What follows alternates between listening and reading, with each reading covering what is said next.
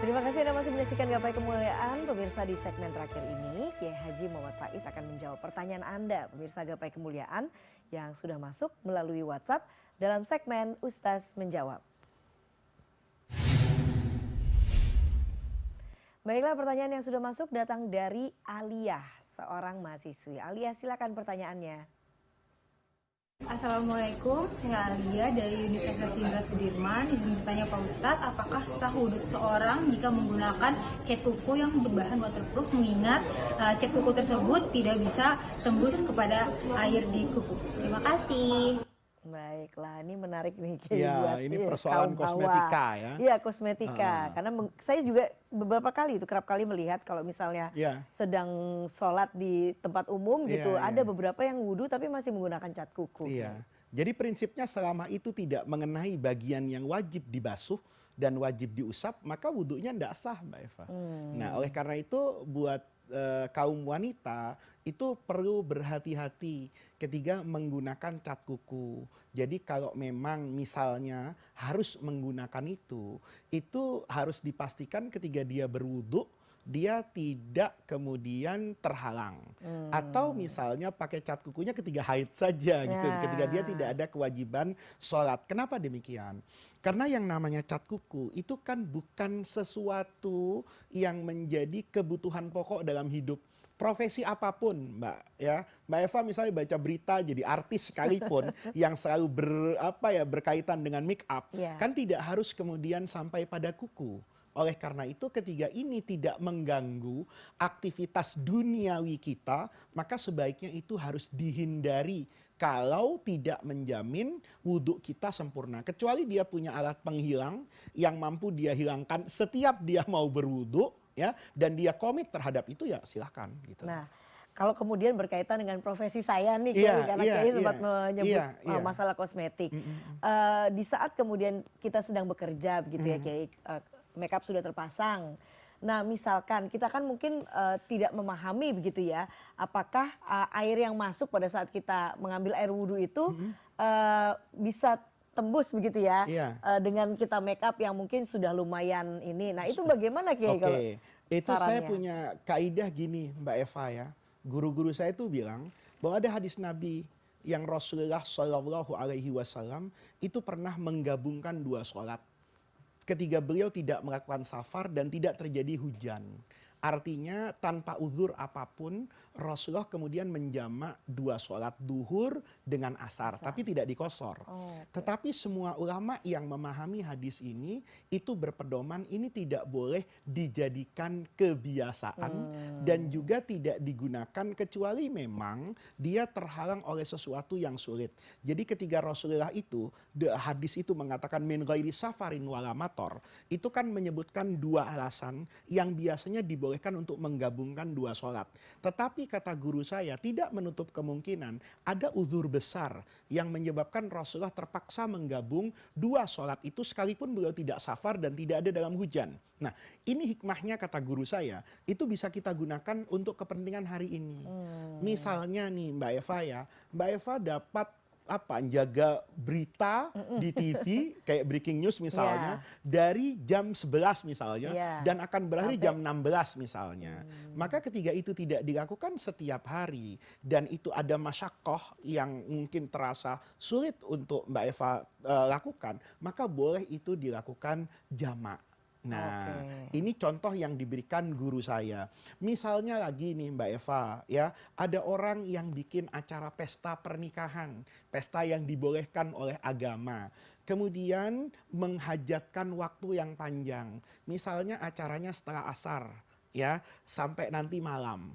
Kalau ini ada perubahan tertentu di maghrib, itu ada masyakoh, maka dia menjamak sholat ini. Kenapa demikian? Kata guru saya, karena nikah itu sekali seumur hidup, ya kan? Dia ada acara seperti itu dan ini ada hajah yang mungkin dirasakan hampir seperti keadaan darurat.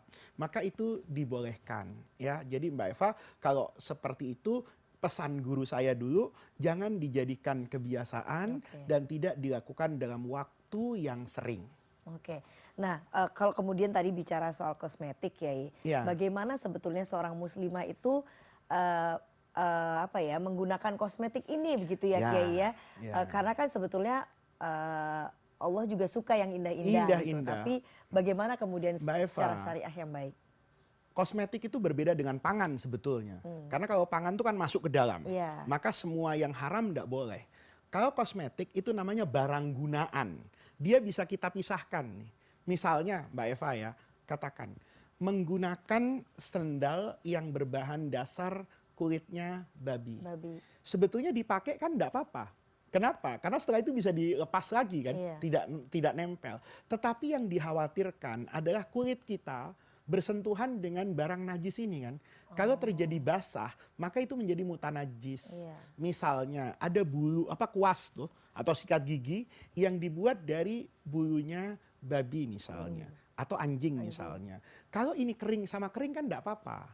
Kan tidak najis. Tapi persoalannya sejauh mana saya bisa menjaga itu gitu loh. Iya. Misalnya ada kosmetik perempuan yang dibuat dari barang yang haram dan itu najis gitu loh. Ketika dipakai Mbak Eva akan bilang nggak apa-apa kan nanti kalau mau sholat saya cuci. Iya. Oke kata saya. Tapi bagaimana kalau di tengah-tengah hidupnya itu bersentuhan dengan itu. Misalnya tangannya pakai make up yang najis misalnya. Kemudian dipegang begini nih Mbak Eva. Habis itu tangannya tanpa sengaja pegang meja yang basah.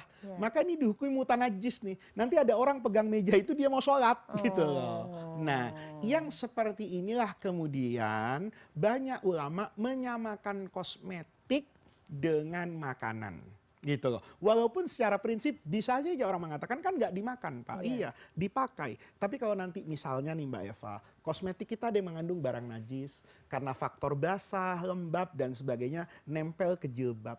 Tahu-tahu jilbabnya kan berarti mutanajis disatukan dengan celana, ketika proses pencucian yang tidak kemudian berhati-hati, maka najis ini nanti akan berpindah-pindah kan, dan itu bisa membahayakan keabsahan sholat kita. Jadi pesan saya kepada muslimah ya carilah kosmetik dan itu sekarang sudah tersedia loh Mbak Eva ya di merek-merek tertentu yang bisa mendapatkan sertifikat halal dari lembaga-lembaga yang memiliki kompetensi untuk itu. Oke, nah Kiai sekarang kita bicara soal fenomena belakangan ini. Iya.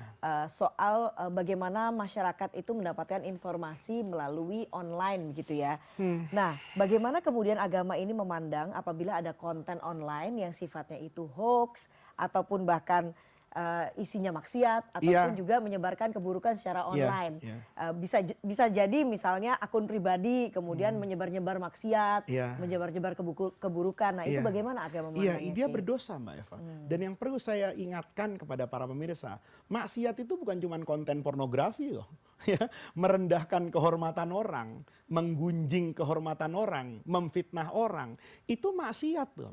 Kita ini kan sering aib juga termasuk aib juga. Enggak berarti kemudian saya enggak membuat konten maksiat Pak, enggak ada kok di situ aurat perempuan. Loh, aurat perempuan dengan aurat laki-laki itu dalam artian yang luas kan sama Mbak Eva. Aurat saya itu kehormatan saya. Kalau saya kemudian kehormatannya direndahkan, dibuka aibnya seperti itu juga bagian dari maksiat dan ribah dan itu berdosa. Pesan saya itu hati-hati ya. Kalau konten itu dibaca oleh sekian banyak orang, maka dosanya juga akan sebesar sebanyak orang yang memanfaatkan konten tersebut Mbak Eva. Jadi kalau bobotnya misalnya ada maksiat dilihat 10 orang dengan maksiat dilihat 1 juta orang, kan itu mengakibatkan orang lain berdosa. Apalagi kalau nanti ada dosa turunan. Karena dia menggunjing orang lain, menyebar aib orang, maka kemudian aib ini dijadikan perbincangan oleh sekelompok orang yang kemudian membuka aib orang lain dan sebagainya turun terus kayak kita ghibah bergunjing itu kan asalnya satu orang yang diomongin. Akhirnya temannya juga akhirnya bertambah kayak gitu. Nah yang kayak gitu itu janganlah ya, karena itu bisa mendatangkan dosa yang tidak berhenti kecuali tobat Mbak Eva.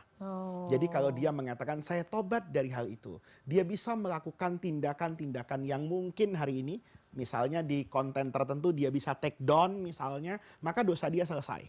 Kalau dia tidak bisa melakukan itu, sudah melakukan usaha untuk itu, maka semenjak dia bertobat dia juga tidak ada dosanya. Oke, apakah ini disebut dosa jariah kalau gitu ya Kiai? Iya. Nah, kan tadi Kiai katakan kalau dia bertobat kemudian selesai begitu ya, selesai, dosanya. Tapi kalau konten yang sudah diupload di dunia maya itu kan sebetulnya mungkin dia sudah men-take down, tapi Iya. kan kemudian ada yang sudah mengcopy dan lain sebagainya. Maka Nah, itu itu dosanya bagaimana, berpindah kepada mereka. Oh. Gitu loh. Atau dia memberikan statement, tolong foto-foto saya yang seperti itu, saya sekarang sudah tobat. Tobat beneran ya.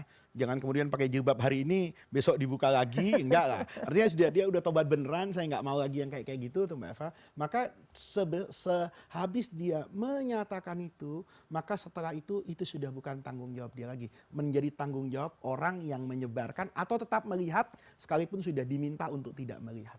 Oke, nah Kiai terakhir kalau begitu, kira-kira bagaimana sebetulnya umat Islam itu harus secara bijak begitu ya Kiai ya, memanfaatkan media sosial Iya. gitu. Maka media sosial itu bergantung pada orangnya Mbak Eva.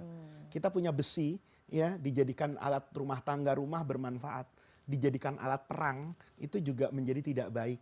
Kan gitu. Semua yang ada di dunia ini kata Rasulullah, nikmal mal sebagus-bagusnya harta itu bergantung kepada orangnya. Alat yang sama dipakai oleh orang yang berbeda, maka akan bermuara kepada sesuatu yang berbeda. Mic ini dipakai pengajian, keluarnya pengajian. Kamera itu dipakai gapai kemuliaan, keluarnya saya. Tapi dipakai untuk shooting, melihat hal-hal yang diharamkan oleh Allah, maka juga dia akan keluar hal seperti itu. Oleh karena itu, konten-konten yang ada hari ini, itu harus semaksimal mungkin kita gunakan. Misalnya ya media sosial dipakai untuk berdagang, mempromosikan keahlian, itu kan menjadi sesuatu yang bermanfaat. Mempromosikan teman yang punya kelebihan dan keahlian, misalnya memberikan spirit yang baik kepada orang lain, membuat kisah-kisah yang yang inspiratif kepada orang lain, itu yang harus kita lakukan. Baiklah Kiai, terima kasih Baik. untuk ilmu yang sudah diberikan pada pagi hari ini, insya Allah akan bermanfaat bagi kita semua. Pemirsa, tidak terasa usai sudah perjumpaan kita dalam program Gapai Kemuliaan hari ini. Semoga kajian hari ini membawa manfaat kebaikan dan Allah Azza wa Jalla senantiasa mudahkan kita untuk menuntut ilmu agama. Amin ya robbal alamin. Terima kasih atas perhatian Anda. Saya Eva Yunizar dan Kiai Haji Muhammad Faiz undur diri. Insya Allah jumpa lagi pada episode yang akan datang.